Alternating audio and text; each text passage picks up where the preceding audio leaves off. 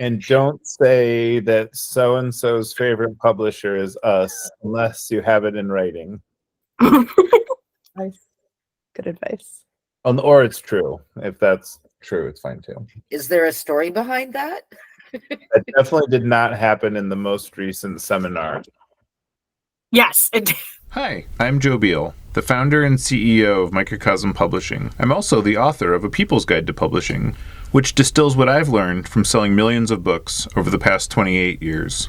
I'm Ellie Blue, the Vice President of Microcosm. We started this podcast to share what we've learned with newer publishers, so you can learn from our mistakes. Or maybe you just want to learn about the publishing industry. Hi, friends. Everybody knows me. I'm Abby. I work in marketing. Fun fact about me is I also have a history as an independent bookseller and working at a couple different indie bookstores and used Edelweiss a ton. And I've also gotten access to my partner's account because hers is still set up like a bookseller and not a publisher, which is very fun. I was a buyer and a frontline bookseller in a previous life in slightly non-traditional ways. Edelweiss. It is a online tool that connects publishers to people that read and promote and buy and review and otherwise interact with their books. Their biggest client base is bloggers and librarians, kind of in the same vein as NetGalley. This was a surprising fact to me too, but they are very dedicated to their bookseller publisher bases. It is a discovery tool. It is a purchasing tool. It is not a reliable search engine. You can't search by subject or topic, only by title and author or by publishers. There will be copious screen caps throughout all of this. This is, I believe, a cap from mine yesterday. This is just like what my basic dashboard looked like since my book selling days. But yeah, for right now, what you need to know is it's just the biggest tool that I think indies can be using to connect with publishers and publishers connecting with them. So who uses it? Booksellers, librarians, bloggers, publishers. Buyers specifically are the folks in a bookstore, gift store, library, whomever, who flip through the catalogs and interact with the publishers using the information they find to make informed decisions about their sales history and future potential of a particular book and order it to the store. Whereas frontline booksellers are the folks who interact directly with customers, and they don't necessarily use the data portion of it, and instead they use it for like community connection within the industry and to publishers, keeping track of their own reads with shelves, tags, friending, colleagues, and more, which can help them communicate with buyers about what they're liking and what should come in, and also help within the store network themselves of like their hand selling and things like that. Event managers and event staff at bookstores use it too for event grids. I was both a frontline bookseller and a buyer at one of my past stores. And so it was really, really handy for me knowing what the data side was of how many books we'd sold or what we were getting in, while also using it to interact with customers. And there will be more information about each of those two sides in a little bit. But also a lot of individual reviewers, like especially at this point where more and more folks are freelance reviewers rather than housed in a specific magazine. They're going through, especially people who try to be more indie focused, they're digging through the catalogs and stuff on Edelweiss too. For titles they might be interested in or downloading stuff rather than direct requesting and all that. That makes sense, as opposed to just people who are bloggers or influencers in the sphere, like people who freelance for Kirkus and stuff like that. Yeah, for Kirkus, for anywhere. Anything, yeah. Cool, awesome. Specifically talking about buyers. Buyers use Edelweiss to make decisions on what they bring in and filter out what they don't want. So basically, it's kind of like shopping, but informed shopping. Some stores have above the tree line, which actually might be an outdated term. I was talking to my wife about it this morning, and Edelweiss might be doing something else. But basically, Edelweiss has analytics built in that you can add on as a package, where it will like sync with your point of sale system and show you. And also you can review like past orders and see how many you ordered, how many you sold, how many you restocked on very easily right in front of you. And also, I believe what other stores have used or like of comparable size have gotten in the past. But it's really helpful in estimating a book's potential. And if you don't have the analytics access, you can always just pull up your own POS. That's what I had to do a lot, and do the quick math on the fly. A lot of publishers have hundreds of titles in their catalogs, so buyers are looking for the most efficient way to absorb the information without having to go into a deep dive, because they are going through like 20, 30 pages of these things trying to do it in like 3 hours. So markups, comps, quick marketing assets, fonts, GIFs, anything that reps can use and publishers can use to draw attention to a specific book and get the facts out quickly is always going to be handy. Like sales reps will also help build out an order with a customer. Anecdotally, from when I was a buyer, I would just basically pull up a publisher's catalog and go through it in order, looking at just basically all the different notes. I'm going to use Maureen a lot in this from Como because she was my rep for a long time for multiple stores, and she's also a fabulous example, which I have on the next page. So this screenshot was shared with permission from Josh at Print a Bookstore, but it is his view of a markup from Maureen for one of our books. So just kind of going through it, like we all know, you have the cover, you have the title, buy stacks, all the information here. On his side, he can see up here where he has left notes or done tags internally and externally, just for sorting, and I can talk about that a little bit more. You can see where a staff member has tagged it as climate change, so that they can help sort it internally, because like we said, when you go to Edelweiss, you can't just search books about climate change, which is kind of frustrating. But internally, if you tag it as climate change, like they could refer back to it later on and go, oh yeah, this was a book that would be cool to recommend. So Maureen's markup down here is the thing I would really love to look at with y'all, because her markups are really fun. The reason I enjoyed working with her so much is because she personalized things really well. It wasn't just regurgitating, here's the facts, here's the facts, here's the facts. Like she was really great at building a personal connection to the books, which in turn, as a buyer, made me more likely to say, oh yeah, you know what? I haven't read this book, but our sales rep said this and this and this, and like she really liked it. And oh, also there's this really rad article from the New York Times about this author and how he got, like the FBI attempted to dupe him and stuff like that. Like it's really easy to build off of her markups and just turn them into sales. Reps that hand sell well instead of just putting markups in were always the best to me. Like it was always so much fun, especially for something like this where you would, if I were buying and looking at Burning Rage, I would say, oh, the FBI versus the Earth Liberation Front sounds like true crime, maybe activism, maybe not necessarily what I'm looking for, but then you can kind of go down and get the cool facts. I didn't realize we'd sold rights to Netflix. Is that a thing? I just caught that. Other handy information from this is this little red circle up here is the number of copies that the reps recommend the store pick up individually, like based on what the rep has seen and what the rep knows about it. And you can see that Josh went through and actually did pick up 3 copies of this. We acquired the book after the Netflix rights were sold. Okay, cool. But yeah, other things I'd be looking at here as a buyer where you can have much loves and community reviews, which we'll talk about reviews a lot in a little bit. But if I see like a book that has a ton of much loves from other booksellers, that's where they can go in and click on the little heart that's usually down here. That makes me more likely to stop and pause and look at it. So that's where like networking and just like working bookseller knowledge and community can be really helpful too. Because like I said, we're trying to go through and just like bam, bam, bam, be like, okay, this is this. Maureen thinks we can sell 3 of this. Do I think we can sell 3 of this? Let's look down here. I think I could sell 3 of this. Come up here. Boom. Next book. That's kind of how quick it goes. The benefit is we've also started adding digital galleys up here, which I'll have a screenshot of in a few minutes, but that can make it really easy to filter out the information too. This one is shared for Maureen. So you can see for our spring 2024 lead was, the first title in there was Unfuck Your Shame. And so we have her markup down here. And what she's done really well here is just kind of introduce folks to Microcosm that might not otherwise know us or know our terms. And then she does the markups down here again. And again, they're personalized instead of just throwing out information and stats of how many books by Dr. Faith we've written, blah, blah, blah, blah, blah. There is a little note down here about the comps that I found really interesting. What is it? So up here she says, this is pretty much her direct positive response to Brene Brown. I'd say this is for any reader who would probably benefit from Atlas of the Heart, but maybe are turned off by self-help in general, blah, blah, blah, blah, blah. Down here, she calls out our comps specifically, and I thought this was really interesting. She says, I've comped all of her most popular books below, which is pretty much also a list of my most popular Microcosm titles in general, too.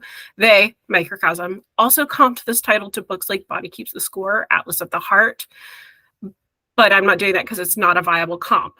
So I find that really interesting. So it's a lot less information on the rep side. Like, we don't necessarily see if this is sent to a specific store or anything like that. Yeah, it's really interesting, the different perspectives I got on our comps as I was asking, because I asked Maureen, I asked a couple of booksellers, I asked a couple of friends who'd worked in the industry for a while, and everybody has something different to say about comps. Yeah. And it's kind of just, we've got to find what works for us. Now, one of the things I wish I'd had is consistent, like, here's what the markup for Weird Music looks like from Maureen's perspective. Here's what it looks like from Josh's perspective. Here's what it looks like from Kaylin's perspective, so we can see that process. And that might be something that I can put together after this, just so we know. But it is really cool seeing the different sides of it and what the different groups or the different people working on them think is the valuable information, right? So I'm going to go back one slide because I have, just as another example of what the bookseller side sees. This is one that Josh sent about how to get your period, and it's the same thing. Recommended was 1. This always means they've just got it on order, and you can hover over it to see like what past orders it's been on and how many you got. But this is the same thing again. Maureen has a lot of really interesting, like, it's not necessarily relevant because Dobbs' decision. It's here's some other stuff that Microcosm has done in light of the Dobbs decision and stuff like that. That's kind of something I'll probably touch on a bit more later too, is one of the things I've noticed a lot with not necessarily our reps, but kind of reps in general, is if there's a topic they're not familiar on, they're a little more hesitant to go into depth about it. And looking at this as a buyer, I would definitely be like, oh, history of menstrual extraction. What is that? Okay, cool. There's actually a little bit of information about it. Does the book talk about it? I'm really interested to see if this actually gets books into a couple more stores, because they think it's not the guide about that and it's more of a history book. But yeah, catalogs versus collections. Slight pivot. It'll all come together in a minute. They're in bookselling and publishing, and just every time I've talked to somebody, catalogs and collections get mixed up a lot. Catalog specifically is a list or group of the titles that we have coming out during a sale season, all their like metadata, title, author, markups, etc. And it's all shared from the publishers to the buyers and the reps to the buyers. They are visible to anyone on Edelweiss. However, I can look up any other publisher's catalog and flip through it. I do it frequently with some of my favorite sci-fi publishers just to see what's landing. They can be sent directly from rep or publisher to a buyer to get that email notification so they can start talking about the ordering process, things like that. Markups are sent that way. A collection is a more curated group of titles, like a custom catalog, that is only visible to who reps share it with. So it functions a little more similarly to like how we do top lists. I use them most commonly in bookselling for like asking a rep, hey, I need a list of all your publishers' books on Palestine. Do you have a collection for that? I need a list. Does your publisher have a backlog of Spanish language titles? And a rep could, if they have the time, turn around and send me a collection. So just like a little group that I could also order directly from, but could be from a variety of different catalogs. You can also make catalogs of just like our sidelines and things like that, but they are more specifically just like seasonally released. Without going into like too much detail on it, I will say Edelweiss's help pages have a ton of really great info about catalogs versus collections and how to maximize your use of them. And like everything on Edelweiss, their help pages are really, really great. And I highly recommend checking them out. Okay. Comps. The single most controversial, everybody has strong opinions about comps, and comps, put shortly, are comparable titles, things that like if you liked this, you liked this. You can find them at the bottom of a list of a title listing on Edelweiss under comps. My understanding was that they are set by publishers, but now I'm wondering if I didn't realize reps could also affect that. The feedback on the text on the screen is entirely quoted or paraphrased from booksellers I talked to about like how do they use comps? Do they care about comps? And what do they like look for in a comp? A lot of buyers do at least glance at the comps, especially if they have Edelweiss analytics, so they can see how it's done, like how similar titles have done in the store. However, comps are useful, but often done poorly by almost every publisher, people said. Stores mostly use them for the data analytics, and everybody has a different approach to looking at them. Generally, stores will keep an eye out for comps if it's something that they have also like really brought in or cared about, or to offer guidance for a title they haven't cared about. So for something like Unfuck Your Shame, they might see that Brene Brown comp and bring it in, but is that our customer base? Who knows? Specific feedback I got was that older comps should actually be used a lot more than they are. But Barnes & Noble tends to apparently prefer recent titles, and that offsets how publishers build their comp lists, which I found really interesting, and I'm probably going to poke him for more information about. Comping to non-microcosm titles is preferred for a lot of folks. Especially for stores who aren't familiar and trying to bring in new customers. So it's basically like, who are we trying to reach? Are we trying to get our tried and true customer base with this? Do we want the booksellers who know our shit? Or do we always want to bring in new folks, right? But like, who is this for? People also had some feedback about ways we could organize catalogs. So like, everybody wants to see sample pages for zines, and I thought that was funny, but I was like, we can when we have them. But visuals are really, really key for buyers. They are flipping through things so quickly. So the key selling points, the marketing, a bookseller can tell very quickly, but by our marketing strategies, how much effort we're going to put in. Adding sample pages for zines is fine, but usually zines aren't that visual. Like, if it's, Yeah. I guess my question is for, like for books and zines that are just text, like how much are the visuals helpful? Still vary. Just being able to see like how a zine is laid out, especially if it has illustrations, it can relay a lot about like what the quality of the zine is, what it's about, how it reads, stuff like that. It's very interesting, or it's a really easy way to just like see an excerpt and see what it's all about. A single page, like a screenshot of a page, and that it is very interesting, or it's a really easy way to just like see an excerpt and see what it's all about. Basically that I think a lot of people use it now as an analog for kind of like the Amazon look inside feature. That's and a good so way. It's not even that they're looking like, well, do I like the illustrations or not? It's like, yeah, people want some kind of excerpt, or like if they're not sure what it is, it gives them like a quicker way of getting a feel for what's actually going on inside. Or like, for instance, that might have solved some of our problems with how to get your period. Yeah, just like a visual of any of the table of contents or something like that is usually really handy. Think about like when we're building out when we're doing descriptions, I really love just like you can get so much from the actual text description, but where you really find out the vibe of a book is just those 3 or 4 little static images that a publisher throws up, so that you can see how things are worded and laid out, and also get interested in it yourself. It should never be something that's like difficult to do or taking up a lot of time.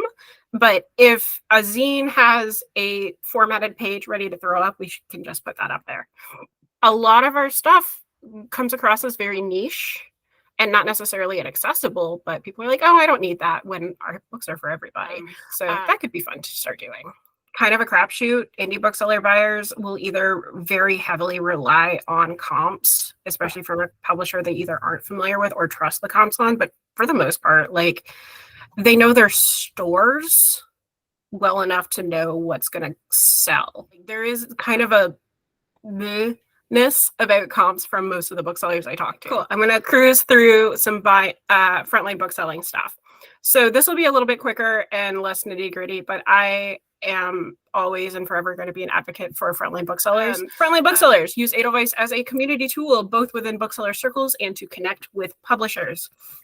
Reviews and blurbing are the biggest things in my experience and from talking to people, and I'll go into that in a second, but they're used to see what friends are saying about books, what peers are saying, colleagues, to collect and share reviews for social media, newsletters, shelf talkers, etc., and also to gain goodwill with publishers across the industry. Publishers might notice a particular bookseller like blurbs their books a lot, send them advanced extra copies, extra stuff, or even use the blurb in their own marketing materials. Edelweiss has a ton of features that I recommend everybody just play around with and start using yourself too. It's not Goodreads, but a lot of booksellers use it like it is, except for one who wanted me to make sure I stressed that not every bookseller does that, but a lot do. There's ways of organizing shelves for to reads. There's ways of putting how you felt about a book. There's ways where booksellers can share their reviews with the publishers, but also share it internally so the publishers don't see, just in case they hated a book. This is just a screen cap from Ryan at Gibson's Bookstores, her highly anticipating shelf. As we can see, just glancing at it, she loves cool murder mysteries, sci-fi, and Disney. I really like talking about ways publishers successfully connect with frontline booksellers. Tor.com has always been a really great example. I sent in a blurb for their book Harry the Ninth that they had sent me a galley of, and they turned around and said, hey, this is awesome. Can we use it in our marketing? And lo and behold, they have all of their like social media things here that booksellers can download and use, and that they used on their own. And one of them was my little blurb, which in return made me more likely to start reading their things because I had a connection with them. And then I started hand selling it to other booksellers. And the thing that somebody wanted me to stress was that booksellers trust other booksellers often more than they trust publishers. And word of mouth is so strong within the industry of just, there are booksellers who the second they like a book, other booksellers will latch onto it, and so on and so forth. So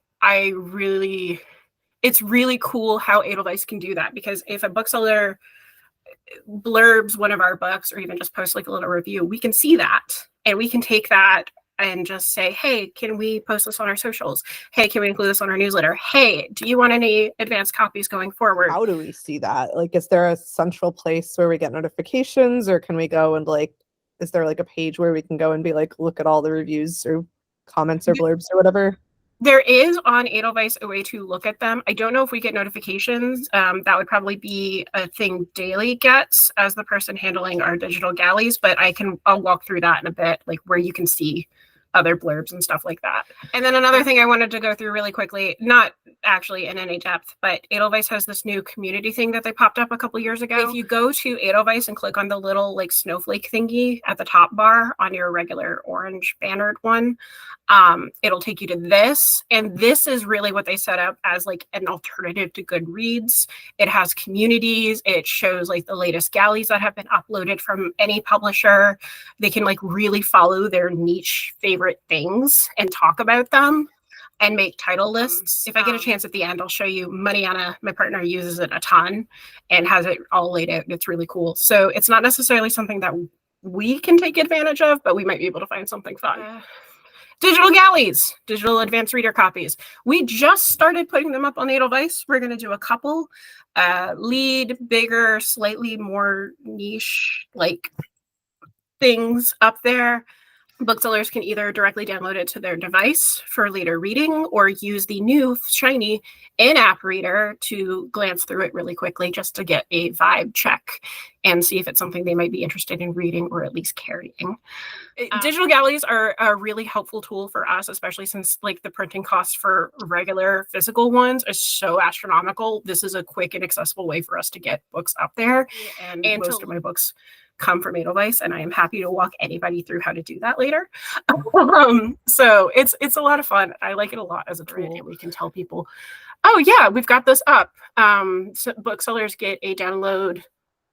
You can opt into different newsletters, and some booksellers get a download every day of like information of what went up yesterday or what are their friends reading. There is an email I get every single morning from Edelweiss of what my friends read and reviewed, which definitely has a big effect on the things I look for and go, oh, that looks awesome.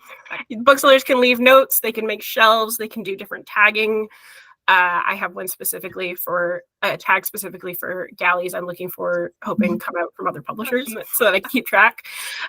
Searching for books, it's not great, but it's there. Colleagues and friending, collaborative lists, and widgets, which will come up in a minute too. Yeah, frontline booksellers really can use it as an alternative to Goodreads, but also as a way to connect directly with publishers and also leave information for their buyers. Advantages we have, I think, over other presses on Edelweiss. We have smaller catalogs, which are easier to flip through, and thus buyers can take a little more time with them. We have a more personalized experience, both through the books we offer, the ways we offer them. Our reps are really great at knowing our catalogs. Niche selections for folks who really need the information. Transmask Guide to Physical Transition is probably one of my favorites we offer, simply because there is nothing like that out there. And if you search anything like that, we're the first thing that comes up. And it's a very big strength of ours because we have so many books like that for people who need it. We are very clear about who we are and what we do. And our titles are pretty attention grabbing. Like the unfuck line alone is just so good for if you're scrolling through Edelweiss and you like that pops up, you're like, what is that? It's really cool. Plus, we're not on Amazon. I really think we could be playing that up more. Some of our titles about like shadow work or something like that, like if a ref gets asked that, they might not be able to talk to it as much as like we could necessarily. The production timelines, ours can be a little bit wibblier compared to other publishers. Gift stores aren't on there largely. And Ingram can be really easy to order directly from because they show how much they have in stock of something. They show when they're restocking, and you can order through multiple publishers. The discount isn't as good, but a lot of stores go through Ingram just for the convenience, like doing initial orders through the publisher, but restocks through Ingram. I love Edelweiss. I think we do a great job with it overall, and there's a lot of more fun stuff we could be doing. Most folks I talk to think we do a great job and have great reps, which I very much agree with. Our comps and marketing plan info are being updated. That's an ongoing conversation. And if there's anything anybody takes away from this, it's that frontline booksellers and buyers are looking for ways to connect with a book and filter out all the other information they're bombarded with. We have just our catalog to worry about. Buyers and booksellers have 3 or 4 times a year 7 or 8 catalogs to worry about. And if they're from big 5 pubs, they're like 20, 30 pages a piece. God knows, one of the things I loved the most about having Maureen as a rep, she would just straight up say, I don't think this is fit for your store. Curation is a really big thing, and just making information accessible. Because a bookseller or a buyer will not hunt us down for information usually. They can, and they have, because we are accessible as a publisher, but there's probably a lot of folks out there who are just like, I don't know anything about these books. I can't flip through it. Let's just keep going. This is my Edelweiss dashboard. Everybody has probably seen at least this much of it. You might notice mine looks different. Edelweiss has all kinds of fun widgets and things. So you can really, I haven't updated mine since I was a bookseller, but you can see what people really care about. Like the friend buzz, the more friends you have, the more of these titles land on here of what they're hyped about. I can see what my friends have been reviewing. I can see what galleys have just landed. When a catalog is shared with me, it would pop up here. It changes your dashboard to this one. It functions actually very similarly to what I have going on. You can see like galleys and title lists and things like that. So this is a Tor.com listing, and you can see here they have like marketing assets, things like that. The bookseller praise one. I'm down here. They put that in their galley. It was really cool. But so if you come up here, if it says it has community reviews or featured reviews, you can click that and see what booksellers have said. So like you can see, I put mine here.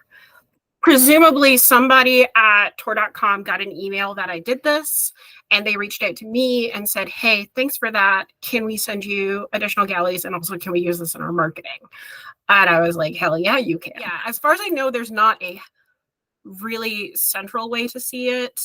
You have to go through it title by title, but you can like within your catalog. So you can come down here, and if it has reviews or not reviewed, if everybody sees what I'm looking at on the left down here, we could open up a catalog and click that. And if there are reviews, we'll see those first. I'm assuming that when we get something, there will be some kind of notification to our inbox. Already we have 33 downloads of the Burning Rage Galley, which for a few days seems like crazy. Like that seems like fun. So I think the spreading the news that it's available has been effective so far. That's cool to see.